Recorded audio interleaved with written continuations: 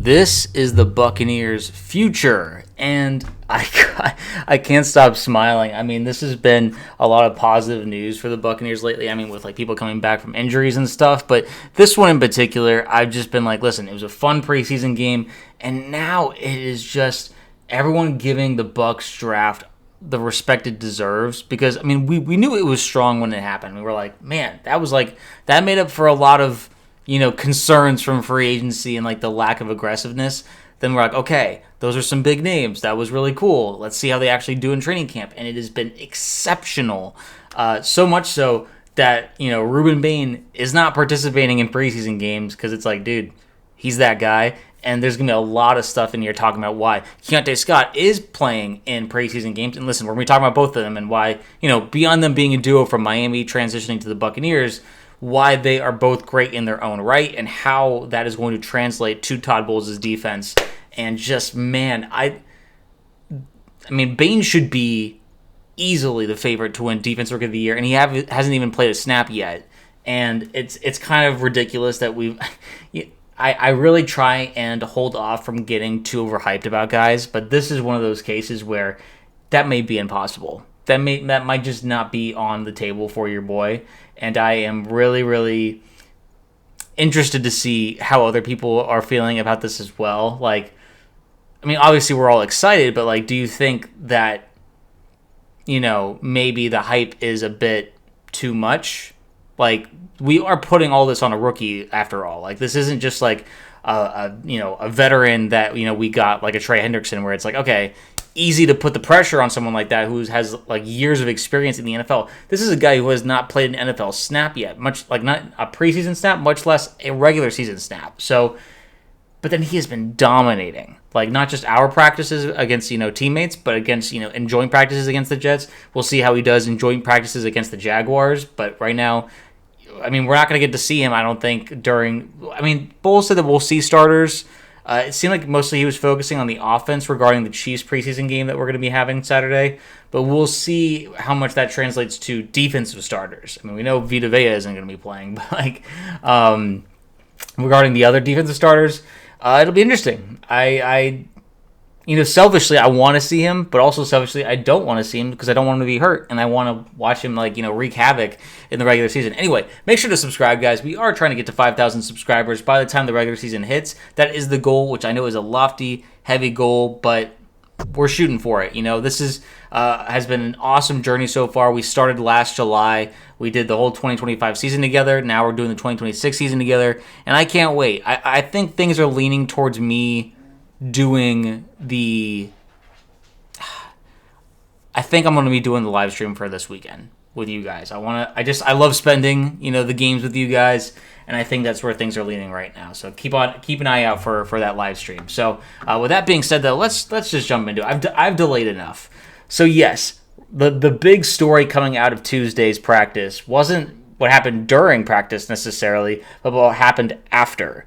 And Reuben Bain, this is, a report that came out from Aline Hnetuik, who said, this is why Reuben Bain Jr. is great. The only person on the field after practice ended, an hour after practice ended, still in pads, still working in the heat when he was like in the middle of preseason, August heat, really cool stuff. And you could say, oh, this is just for show. Bain is just like, but here's the thing. Bain has shown us more and more, like, throughout the time ever since he's been drafted by us, that he isn't about the glitz and glamour. He didn't do, like, the whole, like, oh, checking out, like, how I look in a Bucs hat right when he got drafted. He just snatched that and, went on his way. Like, so this extra practice actually comes off as genuine. This doesn't come off as performative.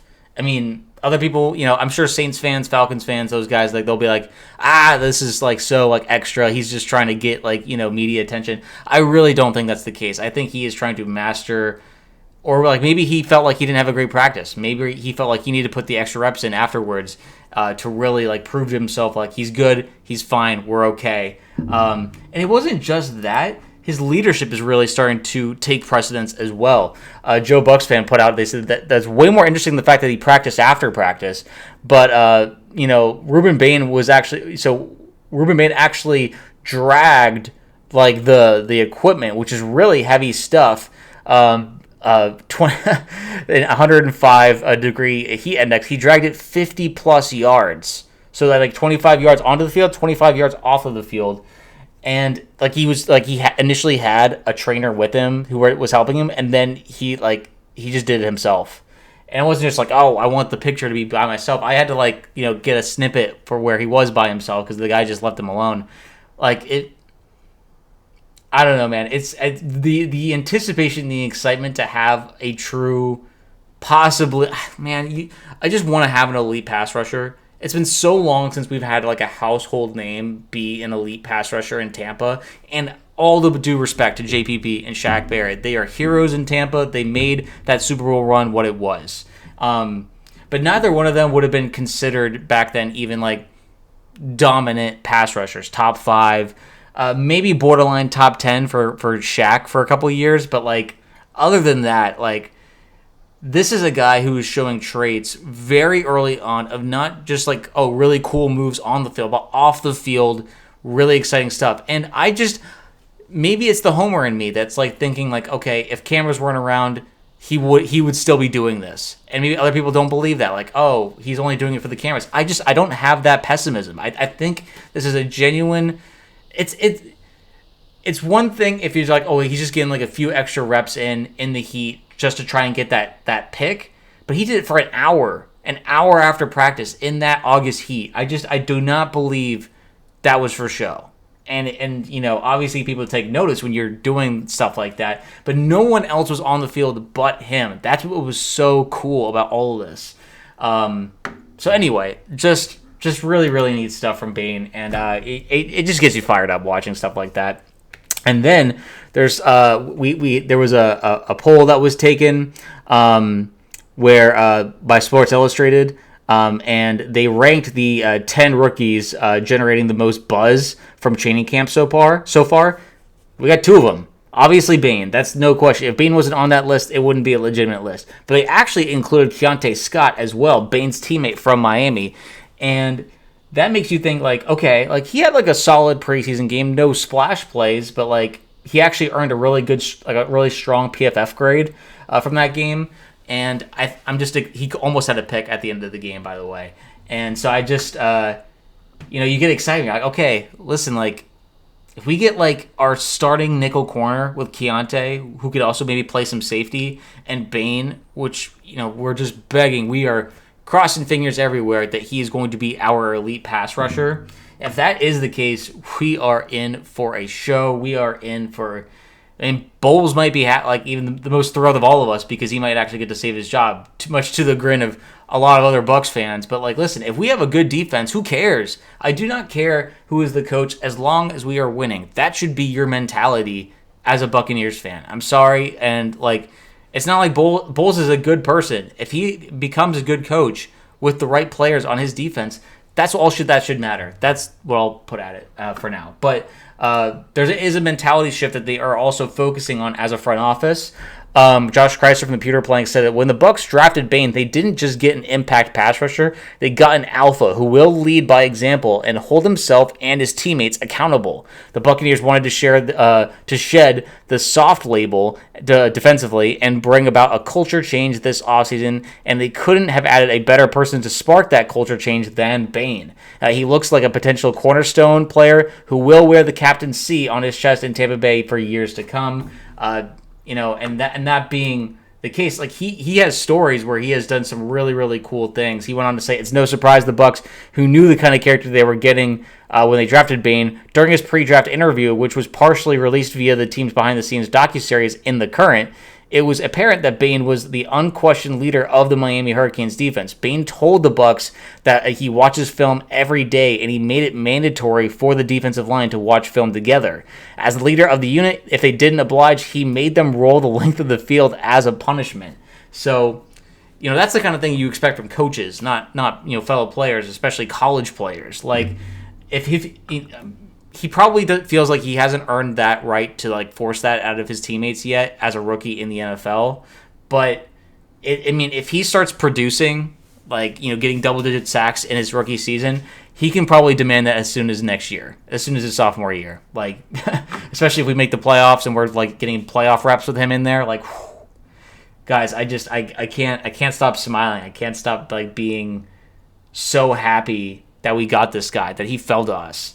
And then the other part of this, that we also got another guy who dropped in the draft for some reason to day 3 in round 4. We got Keonte Scott, Bain's teammate. And so Doug Farrar from Bucs Nation said Scott's 5 sacks last season were especially interesting because they all came on blitzes in which he was on the same side of the defense as edge rusher Reuben Bain. Bulls has historically sent his defensive backs on the blitzes at a higher rate than any other NFL shot caller.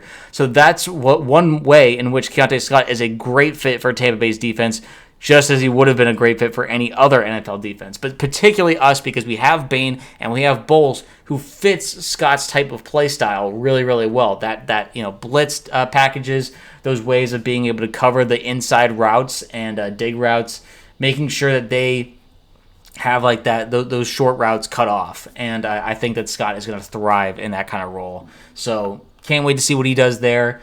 Obviously, strong start so far in training camp and preseason for him.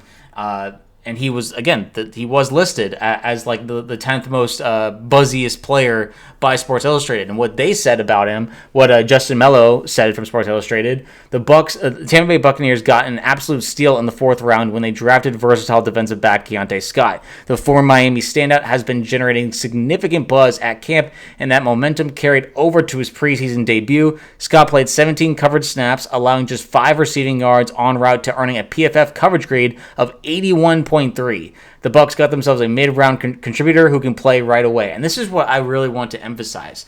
Almost all of the draft picks that we got are going to be contributors to this team. And I really, Bauer Sharp, he might be tight end 3 or 4 or something like that. Some people believe he'll be tight end 2. We'll see how that ends up playing out. But Capehart in round 5, he also looked really strong in preseason and training, or less so in training camp, but I liked what I saw in preseason. Scott, obviously, really making noise. Ted Hurst, also, people are really excited about how he is going to perform as an X receiver. His strong hands and his route running in particular really impressed me in that preseason game. Bain and Trotter both looking like guys who are just angry, versatile, and just ready to hit somebody. It is part of that cultural change that we are instituting right now. And not to mention we have David Walker on the other side, ready to be the other the Robin to Bain's Batman. I think that there is so much left on the bone for us to learn about what this team is going to look like. We don't know what this team is going to be. And I could be completely wrong, but I have a feeling that this team will be better than last year's. Not just because, there's been a defensive overhaul in the players, but there seems to be a bit of, residue anger from kind of dropping the ball in the second half of last season. Because it wasn't just that we lost those 3 straight games against good teams like the Pats, Bills, and Rams. But after that, letting that seep into games that we should have won, like the Falcons Thursday night game, the Saints game, the Panthers game, and it was just the Miami game. Those were all ridiculous losses, games that we should not have lost. And losing just like winning is contagious. And I just believe that these guys, the youth, the energy that they're going to bring to the table, the aggressiveness, and just they're waiting for their opportunity. They're chomping at the bit to play, and that's what gets me so excited about what they have to offer for this team. So what do you guys think? Is Bain the real deal? Is he going to win Defensive Rookie of the Year? Is Keonte Scott the real deal? Do you see him being a full-time starter at nickelback? What do you see for the future of these guys? And yeah, just tell me. I just want to hear your guys' thoughts. I am so excited, guys. But until next video, I will see you then.